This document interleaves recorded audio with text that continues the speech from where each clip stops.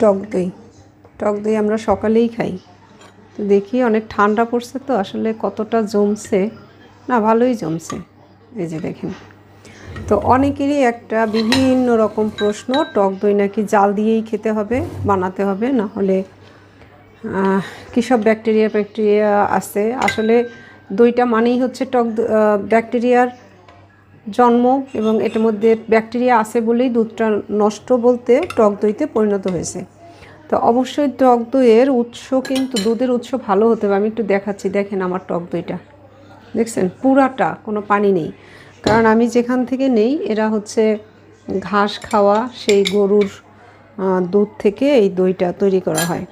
এর সাথে আমি দিয়ে দিলাম, এটা হচ্ছে চিয়া সিড ভিজিয়ে রেখেছিলাম, এই চিয়া সিড দিলাম।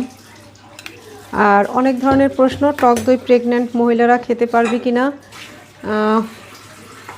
এটা আসলে এক নম্বর কথা হচ্ছে আমি ডাক্তার নই, খেতে পারবে কি পারবে না অনেক কথা আমার বলা ঠিক না।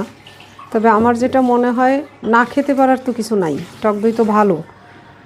প্রেগন্যান্ট মহিলারা তারা খারাপ কিছু খাবে না, কিন্তু টক দই তো খেতে পারে, অবশ্যই খাওয়া উচিত বলেও আমি মনে করি। আর কারো যদি কোনো সমস্যা থাকে যে সে এই খাবারটার প্রতি তার সমস্যা, সেই ক্ষেত্রে সে অ্যাভয়েড করতে পারে। নতুবা টক দইতে কোনো সমস্যা হওয়ার কথা না। তবে দুধ খেলে কিন্তু তার গ্যাসের সমস্যা হতে পারে, বা দুধের যে বিভিন্ন রকম অ্যালার্জি জনিত সমস্যা এটা হতে পারে, তাই দুধ না খাওয়াই ভালো। সাথে কয়েকটা সিড দিয়ে দিলাম, একটু আখরোট।